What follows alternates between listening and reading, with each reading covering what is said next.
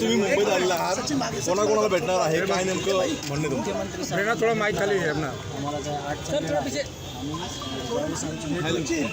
मागे चालू आहे बघ, मला मांग्या ढकलते. मी काय तपास सुरू आहे त्याबद्दल मग समाधानी आहात. जो काही तपास एसआयटी आक्षेप होतो आणि आक्षेप होते ते आता दूर झाले. त्यांच्याशी चर्चा करू.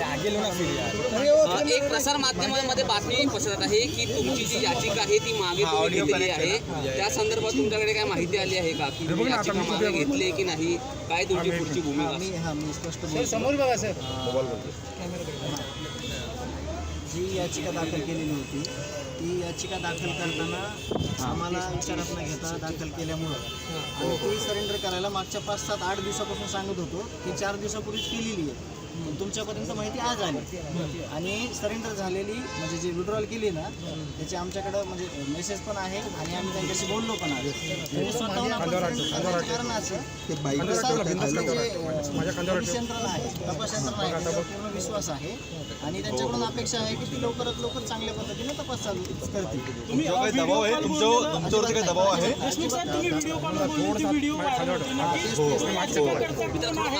काय बोलणं झालंय तुमचं? मला माझं समजून घ्या मला काय म्हणायचं ते. आपलं जे चाललंय सगळं आपण कुठल्या भूमिकेत आहेत न्यायाच्या, आपल्या बाजूनं सगळे उभा कुठल्या भूमिकेत आहेत न्यायाच्या.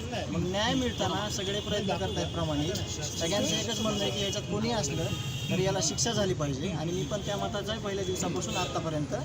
आणि आता ज्यावेळेस आम्ही मुख्यमंत्री साहेबांना भेटतो सगळ्या गोष्टीवर सविस्तर चर्चा करून जे सगळे आढावे आहेत, सगळं SIT असेल, CID असेल, पोलीस यंत्रणा असेल, त्या सगळे आढावे घेतल्यानंतर मग मी तुम्हाला आमची काय चर्चा होती किंवा आमच्यात काय बोलणं होतं ते तुम्हाला पण ज्या प्रकारे आपण पाहतोय की धनंजय मुंडेंचा प्रभाव पडू शकतो, तर धनंजय मुंडेंनी राजीनामा द्यावा असं विरोधक म्हणतायत, सत्ताधारी म्हणतायत. तुमची मागणी आहे तशी? माझी मागणी एक आहे की मला न्याय पाहिजे माझ्या भावाला. मग तो कसा मिळणार आहे मला हे मी मांडू नाही शकणार. मला न्याय पाहिजे.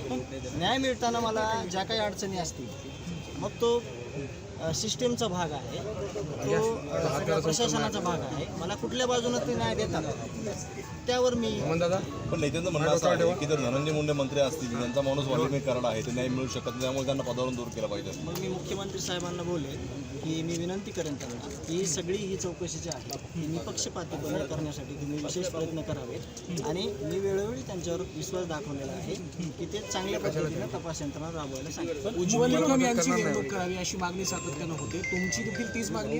ते चर्चा केल्यानंतर आपण म्हणजे आता सुरेशांना आहेत आमदार सुरेशांना दास यांच्याशी आमची चर्चा होईल आणि आमची कौटुंबिक चर्चा होईल आणि त्यानंतर मग आपण इकडे येताना काय दबाव वगैरे की माघार घ्या वगैरे तसं काय? अजिबात नाही. कशाचा दबाव?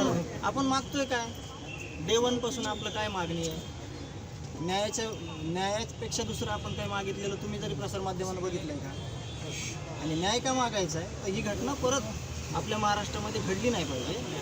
जे गुन्हेगार आहेत, जे हे संघटित गुन्हेगारींचं जाळं आहे, हे जे कुणी कारस्थान करणारे आहेत त्यांचा समूळ नायनाट झाला पाहिजे याच्यासाठी आम्ही मागणी.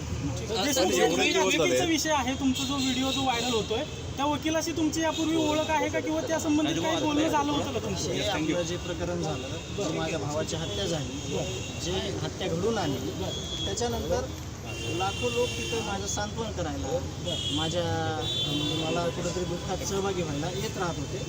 आणि ते एक वकील आहेत, वकिलांनी माझ्यासोबत चर्चा केली की आपण एक याचिका दाखल करू जेणेकरून कुठला दबाव आपल्यावर येणार नाही.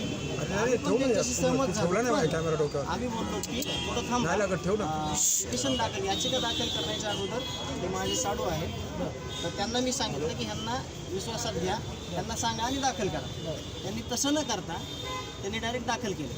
म्हणून आम्ही त्यांना म्हणलो की कारण त्याच्यातले मुद्दे माहीत नाहीत आपल्याला आणि आपला पहिलं पण बोललो मी तुम्हाला की आपला मुद्दा काय मेन आपल्याला न्याय पाहिजे.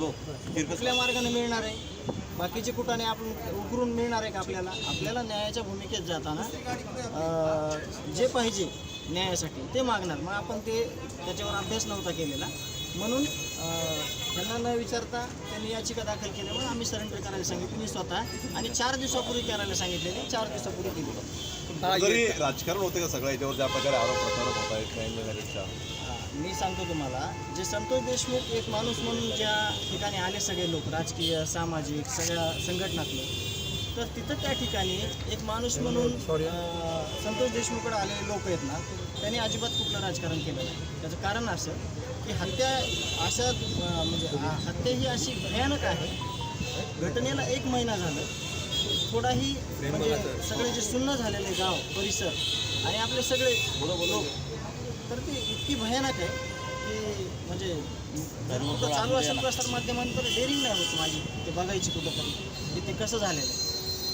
खूप चुकीच्या पद्धतीनं ते झालेलं आहे आणि ह्याच्यात सगळे न्यायाच्या भूमिकेत आहेत आणि सगळे न्याय मागतात. येताना गाडीला अपघात झालेला आहे, काय नेमकं झालं? टोल नाक्यावर आम्ही थोडी स्पीड जास्त होती तिथं, म्हणजे स्पीड जास्त म्हणजे 50-60ची असेल, ते टेक्निकल काही इश्यू असेल त्याचा, त्याच्यामुळे बाकी दुसरं काही नाही धनंजयजी, एकंदरीतच मुख्यमंत्र्यांकडून तुमच्या काय अपेक्षा आहेत? अपेक्षा पण व्यक्त केलेल्या आहेत आपण पहिल्या दिवशीपासून की त्यांनी आम्हाला विश्वस्त पण केलेलं आहे, अधिवेशनात पण सांगितलेलं आहे की कोणी असले तरी सोडणार नाही.